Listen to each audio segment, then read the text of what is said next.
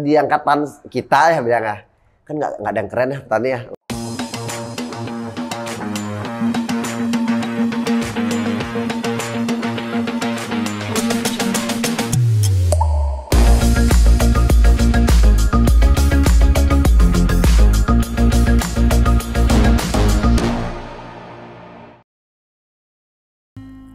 Di angkatan kita ya bilang ya, kan nggak ada yang keren ya petani ya. Oh, kamu apa kerjaanmu petani? Wah kamu coret gitu kan. Kalau let's say profesi yang lain kan mungkin agak lebih mentereng dibanding dengan petani. Kalau petani kan kayak aduh nih nggak bakal kaya deh lu gitu. Padahal yang gede-gede kayak kacang Garuda, terus apa sekarang brand-brand gede itu kan semua banyak brand-brand makanan pertanian semua gitu.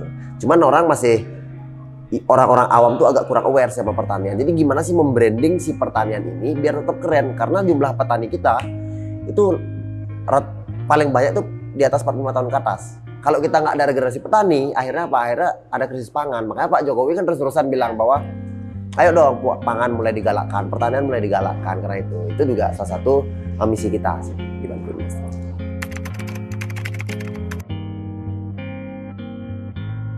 Oke. Nah ini dilema ya sedikit ya, karena kan orang nggak mau jadi petani karena aku ntar kepanasan atau ntar aku capek jangkul. Iya, kalau dibilang harus bisa tuh harus. Karena apa? Waktu di Amrik pun berangkat ke sini ternyata orang-orang sana tuh 10 kali lipat lebih baik kerjaannya fisik dan juga fisik dan juga mental juga pikiran, dan dengan teknologi dia jauh lebih baik. Walaupun akhirnya jadi bos atau kamu punya perusahaan sendiri, tapi kamu harus menguasai dasar. Nah, itu saya pengen mau dari petani. Yang penting dia pernah kerja keras, dia tahu cara mencangkul yang benar, dia tahu cara menanam yang benar, pemupukan yang benar. Jadi ketika dia buat perusahaan, dia nggak mungkin ditipu sama pegawainya. Itu sih yang paling dasar.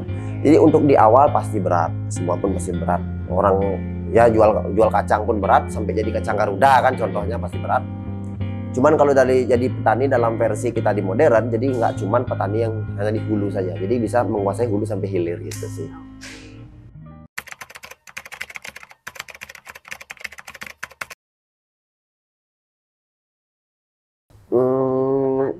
Yang lucu gini, waktu nyari pertanian di Bogor di IPB itu nggak ada masalah, orang tua support, wah kamu harus segala macam ABC. Tapi ketika kita terjun di pertanian ternyata ada masalah.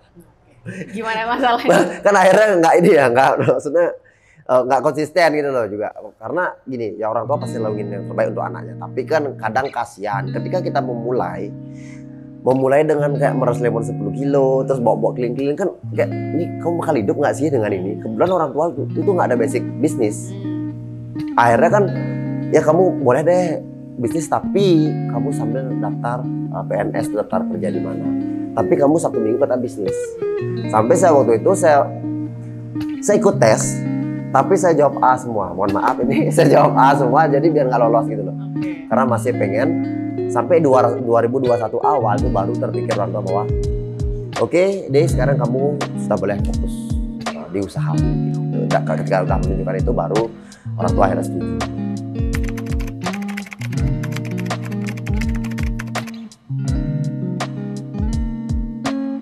Mau, tapi di bidang pertanian sebenarnya. Tapi waktu itu nggak ada yang terima juga. Bilang dari Amrik, apply kerjaan nggak ada yang terima juga. Terus asa dong daripada ini ngapain, coba deh kita bikin usaha. Tapi pengen punya usaha, tapi nggak tahu waktu itu apa.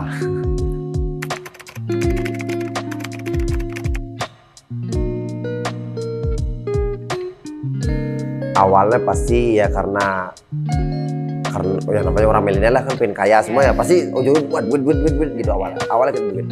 Tapi ketika kita reach itu, maksudnya ya kita sudah mulailah bisa bernafas sedikit, lama-lama si pikiran tuh mulai agak wise. Nah dari sana saya berpikir, kenapa sih yang katanya orang-orang kaya tuh kok dia bilang mereka orang kaya, terus kenapa dia bajunya biasa aja, nggak bermerek. Dari sana baru tahu alasannya. Fokus poinnya adalah bagaimana penyerapan petani lokal sebanyak-banyaknya dan mensejahterakan. Ketika petani akhirnya sejahtera, dari sana baru mulai tumbuhlah petani-petani muda baru.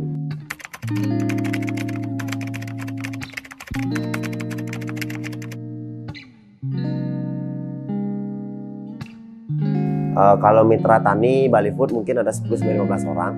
Itu mungkin lahan harapannya setengah hektar, ada 1 hektar, ada 2 hektar. Dan juga ada beberapa, jadi ada 2.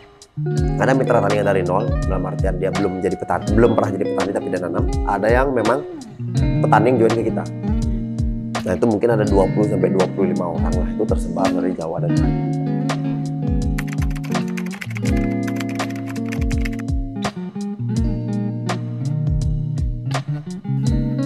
Bali ini semakin banyak hotel, restoran, dan kafenya. Pertanian itu sebenarnya gila sih hasilnya. Yang kita nggak lihat itu adalah karena petani nggak speak up itu aja.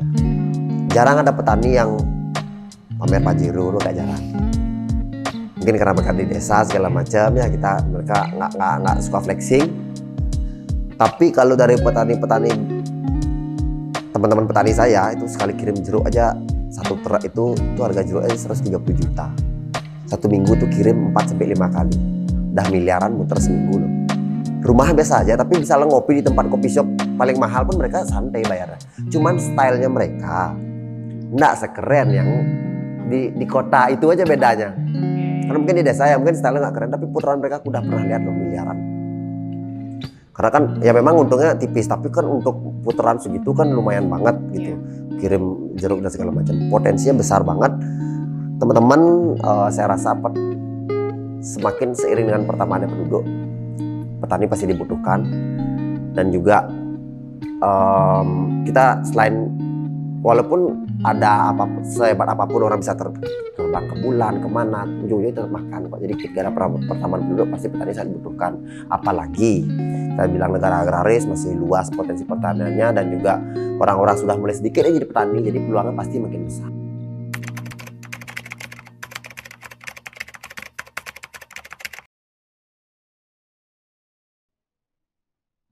Sebenarnya bisa dimulai dari basic trading. Tradingnya kita beli dulu di petani.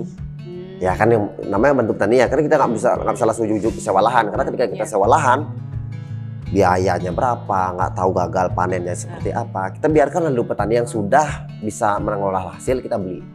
Let's say. Habis kita jual. Sesimpel itu aja, jual ke pasar kayak, jual ke mana kayak. Kita jadi tradingnya dulu. Ketika pasar udah terbuka, let's say jadi supplier, jadi apa namanya, pengolahan atau apapun. Ketika pasar udah kita kunci, biasanya kan kita bisa nanam sendiri apa yang kita perlukan lebih. Ketika petani nggak ada. Tapi kalau sudah petani ada kan nggak apa-apa. Dalam artian kalau dia nggak punya skill banget jadi petani, ya trading aja. Akhirnya karena demand-nya ada, kan petani pasti bertambah dong. Gitu. Tapi seiring dengan perjalanan waktu, dia perlu nanti mulailah dia main ke segi pertanian. Gimana sharingnya di YouTube, di jurnal, kan udah banyak ada pembahasan tentang bagaimana cara bertani gitu.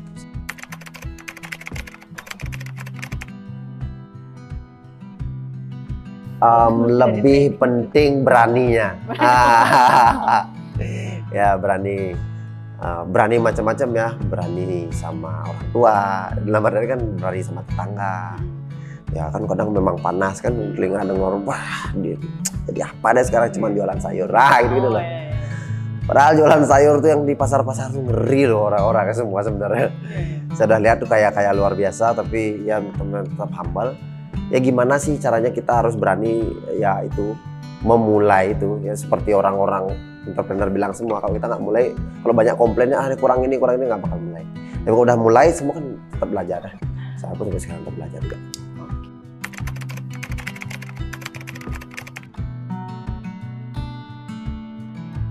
Mimpi paling besar itu nggak ada lagi no more food waste in Indonesia, terutama di bidang pertanian. Sayur, buah, apapun itu, ikan dan ABCD kita nggak mau, apalagi sekarang banyak sampah itu jadi masalah banget ya. Dari kulitnya pun nggak ada food waste sama sekali. Jadi kulitnya saya kerjasama sama perusahaan maggot, perusahaan ekoenzim, perusahaan pupuk untuk mengambil itu semua. Sisa buangannya kita daur ulang. Buah-buahnya yang rejectan apapun selagi dia tidak busuk ya, kalau busuk kita jadi pupuk, kalau yang nggak busuk kita olah kembali. Jadi dari satu nggak ada lagi food waste, semua itu lebih efisien. Ketika sudah efisien kita bisa jual dengan cost yang lebih rendah. Ketika cost bisa lebih rendah kita bisa menguasai pasar dunia. Nah gitu. Jadi bagaimana Indonesia itu benar-benar menjadi negara yang benar-benar agraris.